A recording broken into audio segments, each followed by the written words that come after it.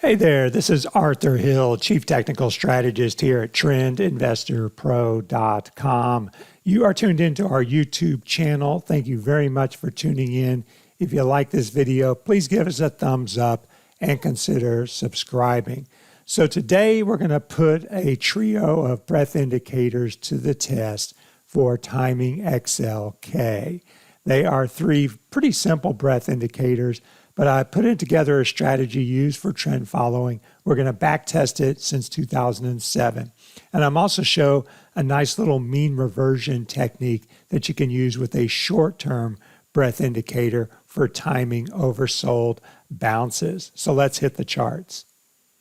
So let's start off with a brief explanation of the indicators we're going to use. Just going to be three. It's a very simple model. We're going to throw in a trend filter as well.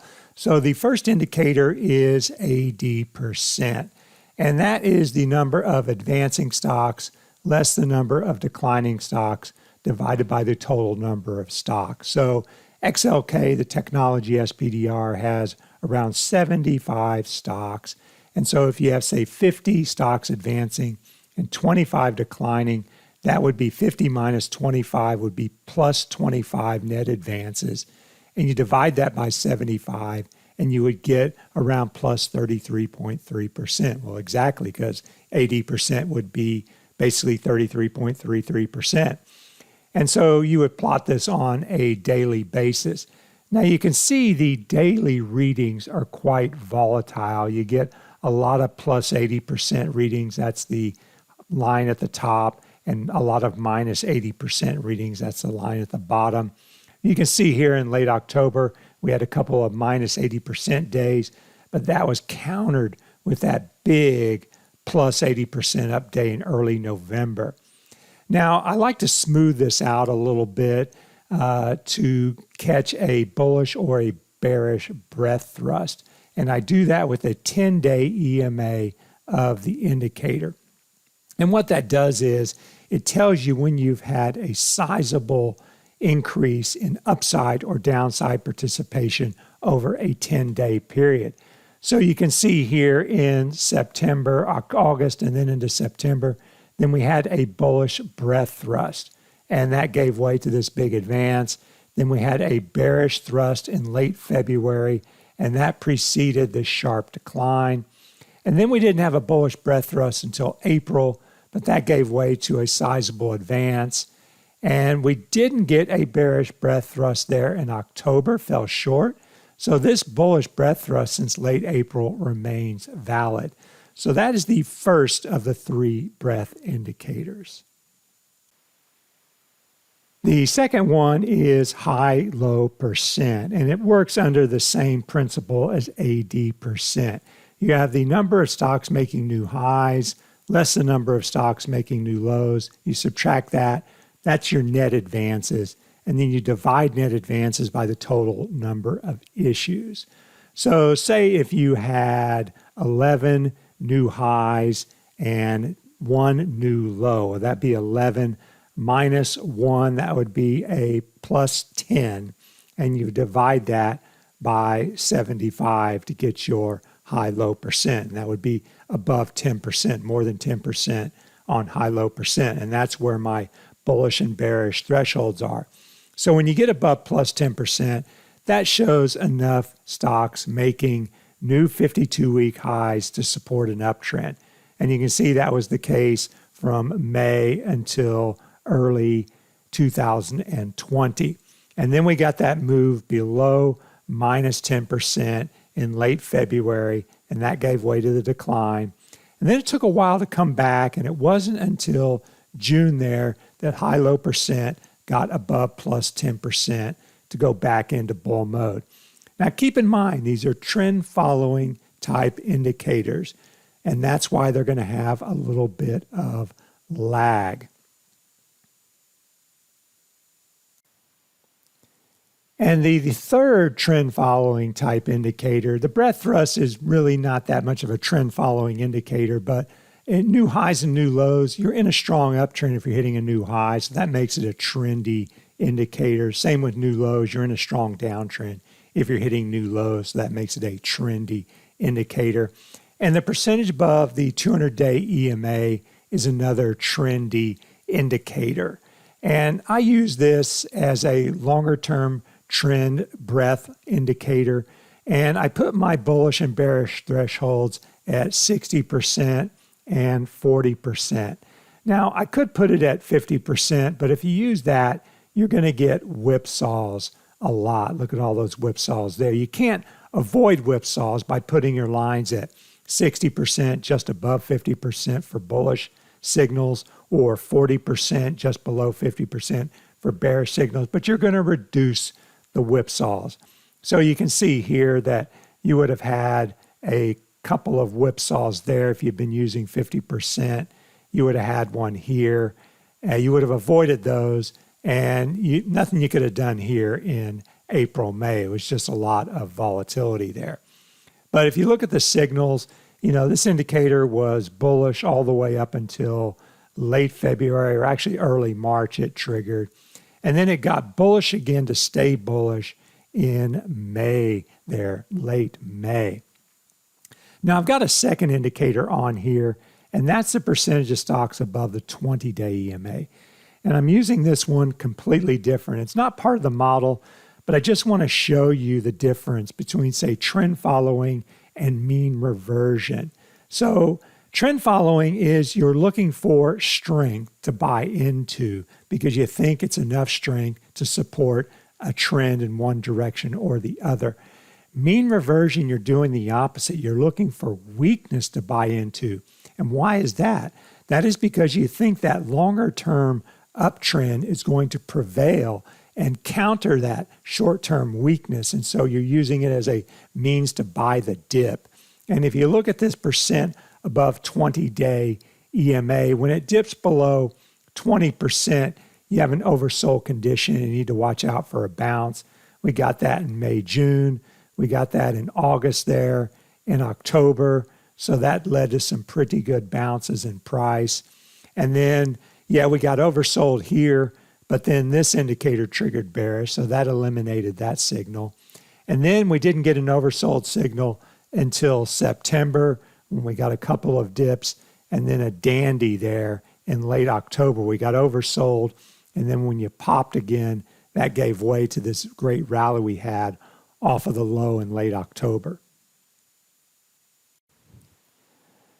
So here is the trend following strategy for this sector, basically in a nutshell, with all three indicators: the 10-day EMA of 80%, high-low percent, and percent above 200-day EMA. And then I also add a trend filter. And this is the 5-day moving average, the green dotted line, and the 200-day in red. And the actual plot for XLK is invisible. So I'm looking for the breadth model to be bullish, 2 of the 3 indicators to be bullish, and the 5-day to be above the 200-day. So you can see it was bullish here in April, and then we had that bullish signal from 80%, but we didn't get a complete bullish signal from percent above 200-day until late May. So this model would have turned bullish there in actually mid-May.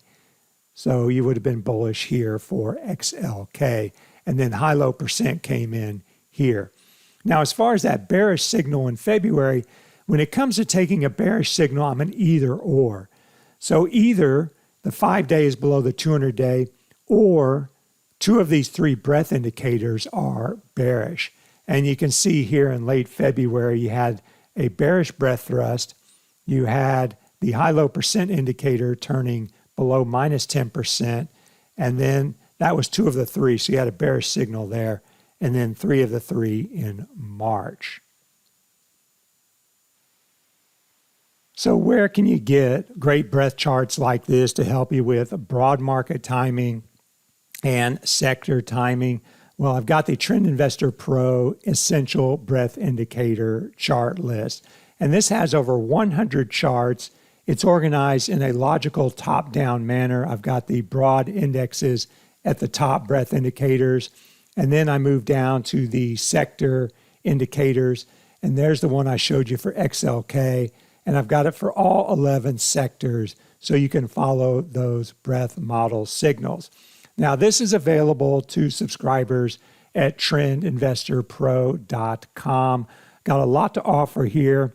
If you scroll down here, you can see that I do a big ETF report on Thursdays. I do the market timing report on Fridays, and I have a video on Saturdays that basically wraps it all up.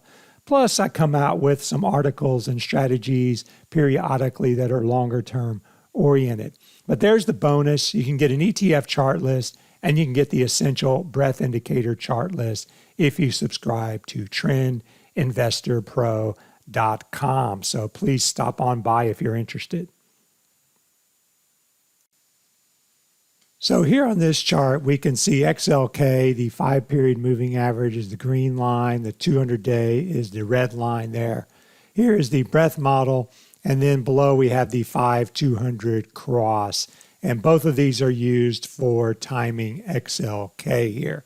So the green arrows show when you get a bullish signal triggered, which means the breadth model is green, and the 5-200 oscillator there is green. And then the red is when one of the two turns red or bearish.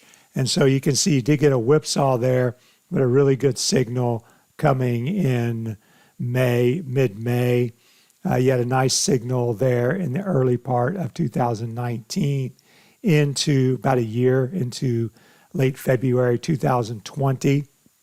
And then if we scroll back, we can see one of the better signals from the middle of 2016 until September of 2000 or October of 2018. But there are going to be whipsaws. You know, here's 2015. You get out, you get in, you get out, you get in, you get out. And so you would have been fed up with the strategy about, well, after a year of whipsaws, and you would have missed that really good signal that happened in July 2016. But, you know, that's just the nature of trend following. You have to take the whipsaws in order to participate in the big trends. And we know there have been some big trends in technology. So the reason we run backtest is so we can take our charting to the next level. In other words, you see what is there on the chart, but do you really know how it performed? Well, no, you don't unless you really test the signals that you see. And that's what we're doing here. So if we look at the compound annual return, it's 9.4%. Now, this is a big bull period, at least from 2009 until 2020, with a couple of rough patches along the way. The maximum drawdown was around 20%. And true to trend following, you had 50% winners and 50% losers, half the trades. But the way trend following makes money is you make more on the winners than you do on the losers. So you can see you would have had a few lean years in 2010, 11, and 12. But then you had a 20% year, an 11% year. And then look at 3 of the last 4 years, up 30% in 3 of the last 4 years. So it's been really a good period for technology over the last 4 years. Now, that might change. You never know what the future is going to bring. But with a strategy going forward, you'll know when to get out because you'll get a signal, and when to get in because you get a signal. And over time, you should catch some big trends. So this is just the tip of the iceberg, or the tip of the sector SPDRs, 1 out of 11. And I plan on covering all 11 sector SPDRs with this strategy and testing it. So that'll be coming up on trendinvestorpro.com in the coming weeks. So if you like this video, please give us a thumbs up and consider subscribing. You can also follow me on Twitter there at Arthur Hill.